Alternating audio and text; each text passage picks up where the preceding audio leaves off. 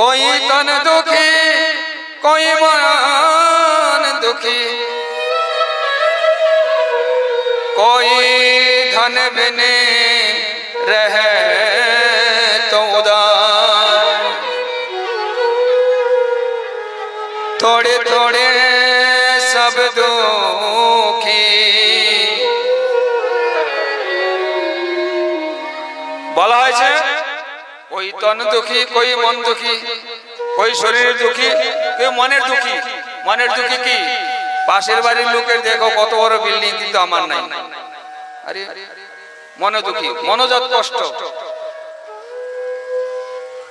कोई धन भी नहीं रहे तो उदास, কারো কাছে ধন সম্পদ নাই টাকা নাই গরিবী উদাস, হায় টাকা কিভাবে হবে। कोई तन दुखी कोई मन दुखी, कोई धन भी नहीं रहे तो उदास, थोड़े थोड़े सब दुखी। सब কথাটা বলতে কি বুঝেন? সব বলতে মানে সব, আমি আপনি ও মানে আশেপাশে সবাই যারা আছে সব কলিয়া। সব মানে কি? সব হচ্ছে সবাই, কেউ বাদ নেই এর মধ্যে। कोई तन दुखी कोई मन दुखी कोई धन बिन रहे तो उदास, थोड़े थोड़े सब दुखी। সবাই দুঃখী সবাই দুঃখী, তাহলে সুখী কে? সুখী কি কেউ না? কেউ কি এখানে সুখী নাই? সুখে কি কেউ নাই? আছে। সুখী রাম কে দাস, সবাইকে দুঃখী বলেছে। সুখী কাকে বলছে? রাম কে দাস। যে ভগবানের দাস হবে সেই সুখী, যে ভগবানের অনুগ্রহ গ্রহণ করে ভগবতময়ী হয়ে ভগবতমুখী হয়ে চলবে সে সুখী। তাহলে আর বাকি সব দুঃখী। দেখেন পয়েন্ট সূত্র, कोई तन दुखी कोई मन दुखी कोई धन बिन रहे तो उदास, थोड़े थोड़े सब दुखी, একটু একটু সবাই দুঃখী। তাহলে সুখী কে? সুখী রাম কে দাস। তাহলে আমরা কি সবাই সুখী হতে চাই? বলেন হ্যাঁ না না বলেন। আমি একটু উঁচা শুনি, আমার কান খুব কমজোর। বলেন সুখী হতে চাই তো? আমরা দেখেন সবাই সুখী হতে চাই। হাত উঠান কে কে সুখী হতে চান? যারা হাত উঠাবে এ তাদের ফটো ভগবান খেজবে তুলে রাখবে। কারা কারা হাত উঠায় সুখী হতে চায়? আর হাত না উঠাইলে সুখী হতে পারবেন না। তাহলে দেখে আমরা সবাই সুখী হতে চাই, ঠিক আছে? আমরা কেউ দুঃখে থাকতে চাই না, কারণ সচ্চিদ আনন্দময় রূপায় বিশ্বাস করতে যেতে দেখেন এখানে দেখেন এই একটা শ্লোক যদি রাধারানী কৃপা আলোচনা করায় এই একটা শ্লোকের মধ্যে অনেক 2-3 দিন ঘোরা যাবে। এটাকে মানে নির্যাস বের করে শ্রবণ করলে। তাহলে সুখী রামকে দাস ভগবান। আমরা যদি যথার্থ সুখী হইতে চাই তাহলে কি করতে হবে? ভগবানের আদেশ আমাকে মানতে হবে। আপনি যদি ইন্ডিয়াতে থাকেন তাহলে ইন্ডিয়া সরকারের আইন মানার দরকার আছে কি? জোরসে বলেন আছে?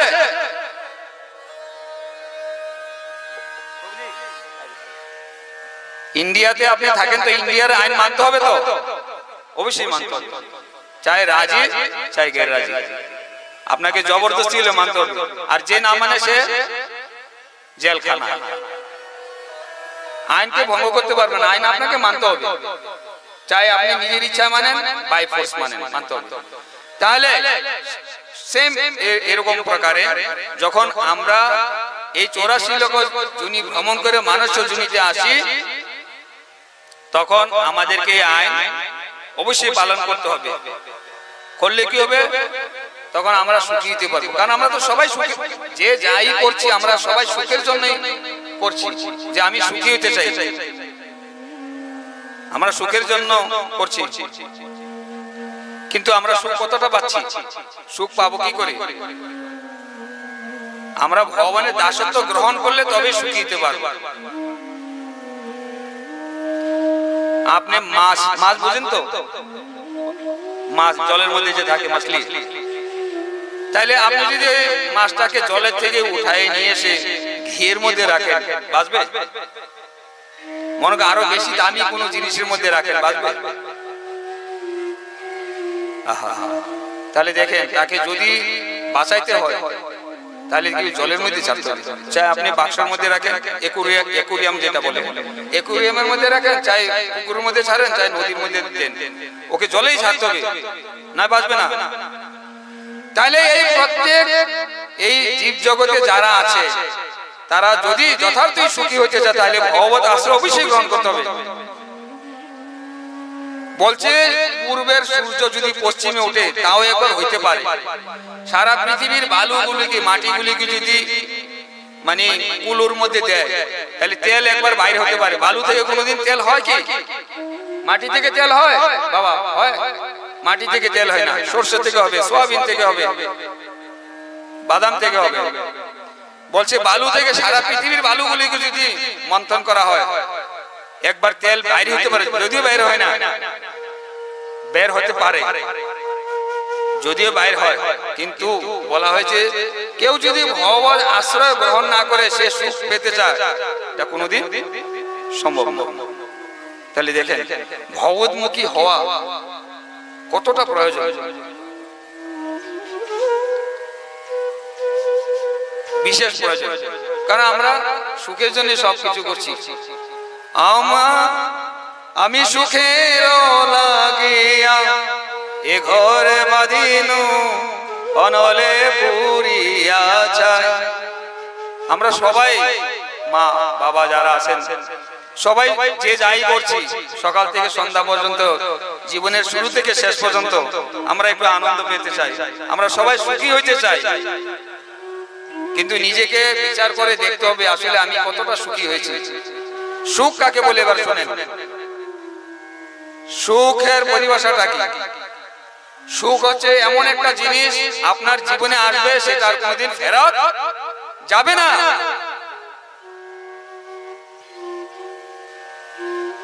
আর আমরা যে সুখ পাই এটা হচ্ছে কি? সুখের ছায়া। আমরা মনে করি টাকা হয়েছে, আমার ভালো বাড়ি হয়েছে, সুখী না। কোথাও না আমি দুঃখী হয়ে রয়েছি, সন্তান থেকে, নাতি, ছেলে পুলে থেকে, গ্রামের 5 জন থেকে, সমাজ থেকে, নিজের শরীর থেকে দুঃখী হয়ে রয়েছি।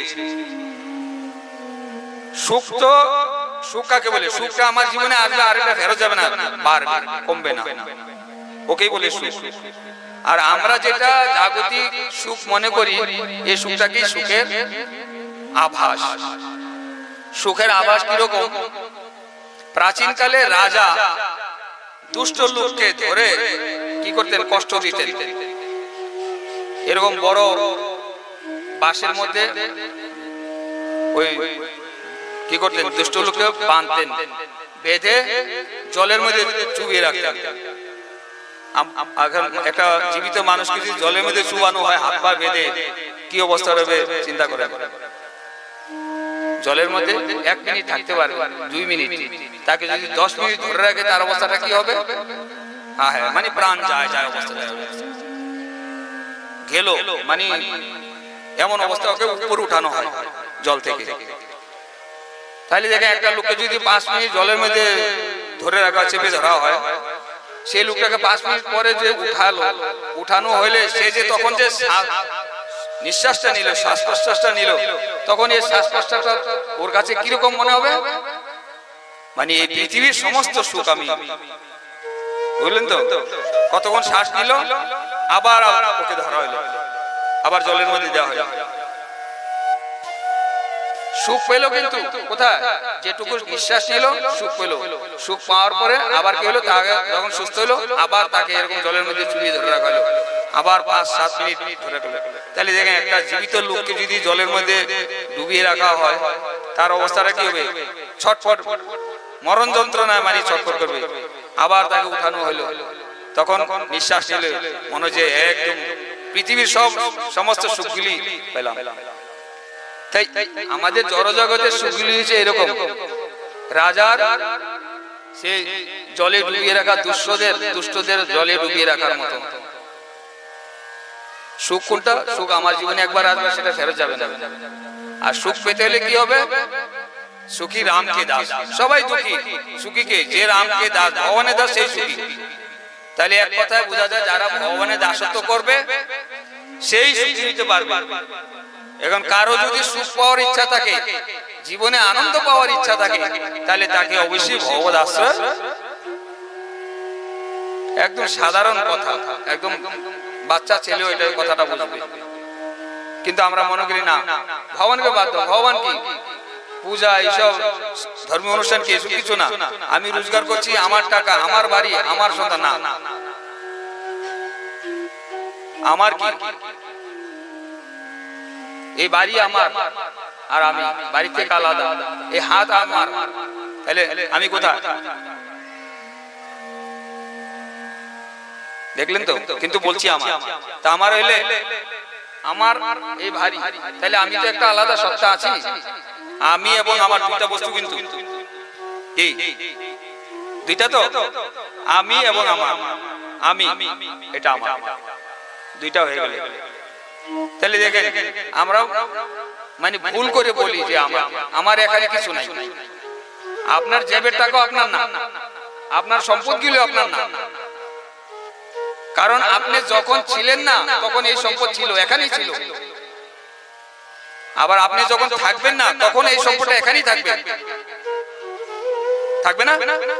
আমি চলে গেলে আমার সম্পদটা আমার সাথে যায় নাকি? যাবে না। তাহলে আমার জিনিস তো আমার সাথে যাবে, আমার হাত আমার সাথেই তো যাবে।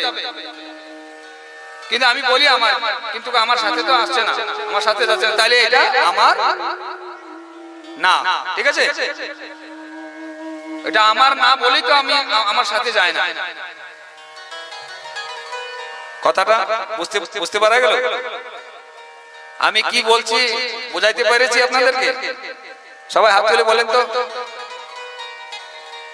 কে কে বুঝতে পারছে? তাহলে দেখেন আমি এবং আমার, আমি বলি আমার, আরে আমার কি? আপনার বস্তু তো আপনার সাথে যাবে, কোথায় যাচ্ছে কোথায় যাচ্ছে না। আমার স্ত্রী, আমার সন্তান, না, এটা ভুল, বলাটাই ভুল। যদিও মুখে বলেন, কিন্তু মন থেকে কোনোদিনও এটাকে স্বীকার করবেন না যে এগুলি আমার, আমি এদের।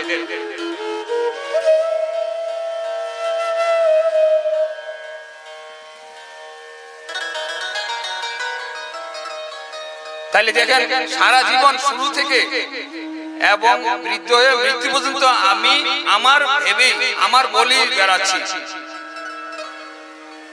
একটা ভুল মানে সিদ্ধান্ত আমি নিয়ে সারা জীবন মানে জন্ম থেকে মরে গেলাম, আমার, আমি ওদের, এই বলি। কিন্তু আসলে দেখেন সূক্ষ্মভাবে বিচার করলে এটা হচ্ছে যেমন বাচ্চা ছেলেদেরকে, ছোট ছোট 2-3 বছরের বাচ্চা আছে, এদেরকে যদি বলেন বাবু এটা কার, বলবে এটা আমার। একটা টুপি এনে দেন, লজেন্স এনে দেন, বাবু এটা কার, এটা আমার।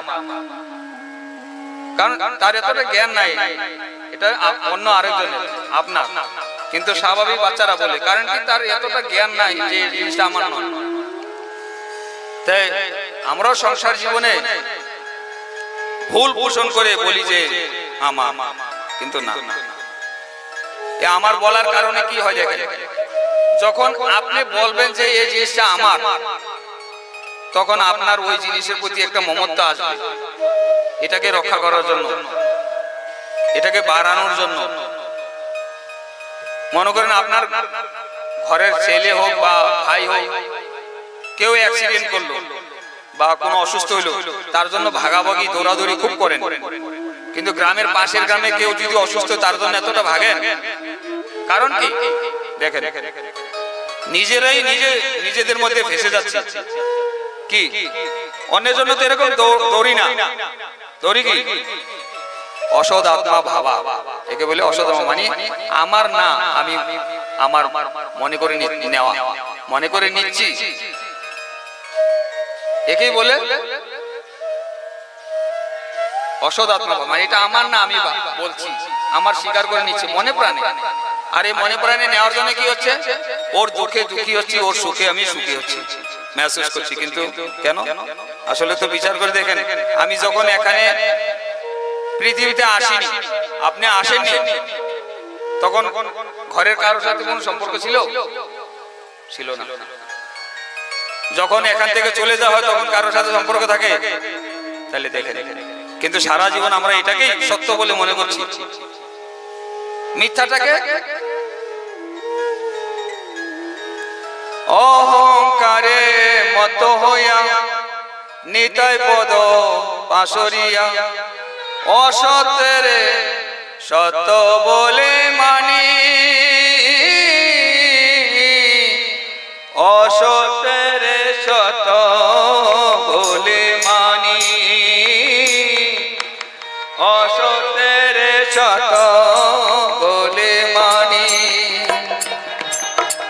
অহংকারে মত হইয়া নিতাই পদ পাশরিয়া, অহংকারে মত হইয়া নিতাই পদ পাশরিয়া, আমি অসতের সত্য বলে মানি,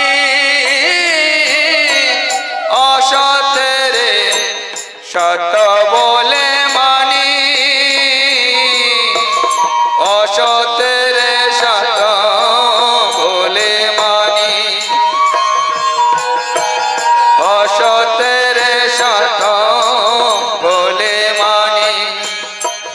আমার কি হবে আমার গতি, আমার কি হবে আমার গতি, যদি গুরু না বুঝিলাম রতি, কি হবে আমার গতি, অসতের সত্য বলে মানি।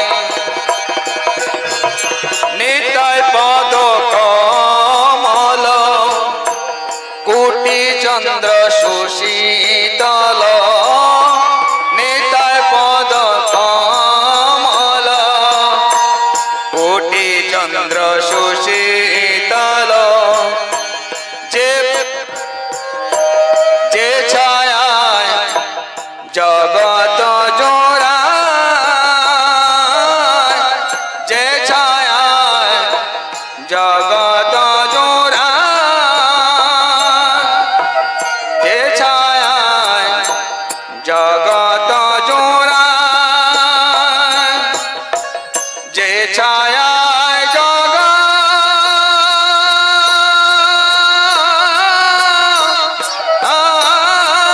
জোড়ায়,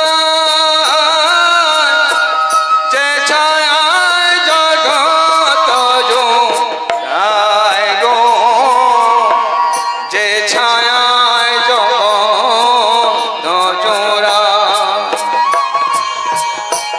যে ছায়ায় জগত জোড়ায়। শ্রী রাধা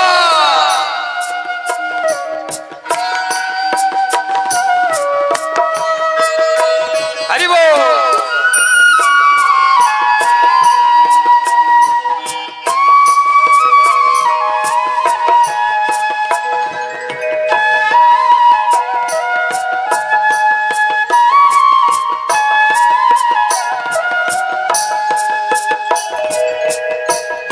অহংকারে মত হইয়া নিতাই পদ পাশরিয়া, অসতের সত্য করি মানি, আমি অসতের সত্য করি মানি, অসতের সত্য করি মানি। তাহলে দেখেন, নরোত্তম দাস ঠাকুর মহাশয় পদে গিয়েছেন যে আমরা কি করছি, অসত্যকে সত্য করি, যেটা আমার না আমি মনে করছি আমার। আচ্ছা বাবা, এই যে ব্যাংকের মধ্যে যে টাকা দেয় ওকে কি বলে, টাকা নেয় কি বলে? ক্যাশিয়ার, ক্যাশিয়ার বলে তো। ক্যাশিয়ার বলে তো ব্যাংকের মধ্যে টাকা আপনি জমা দিচ্ছেন এবং দিচ্ছে, আপনি চেক দিচ্ছেন। ক্যাশিয়ার সারাদিন কত টাকা লেনদেন করে? কোটি টাকাও করে, ঠিক আছে,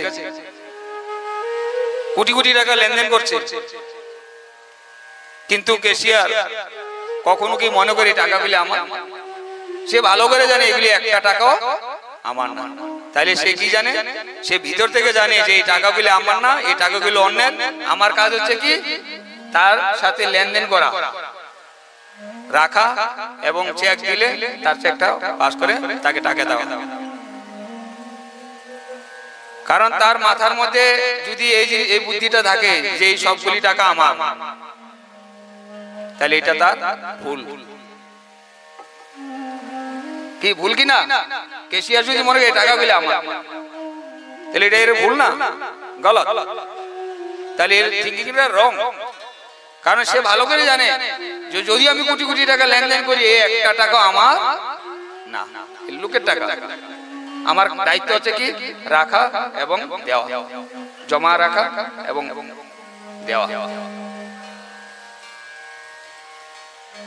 আমরা যদি এরকম ভাবে সংসার জীবনে থেকে যে যে আশ্রমে আছি সেখান থেকে যদি ভগবতমুখী হয়ে আমরা যদি সংসার জীবনে, গৃহস্থ জীবনে যে যেখানে যাই করছি, যদি ভগবতমুখী হয়ে আমরা জীবনযাপন করি, তাহলে আমরা জীবিতকালে সুখী হব এবং অন্তিমে যখন আমরা এখান থেকে চলে যাব, এই শরীর ছেড়ে চলে যাব, তখন আমরা সুখী হব।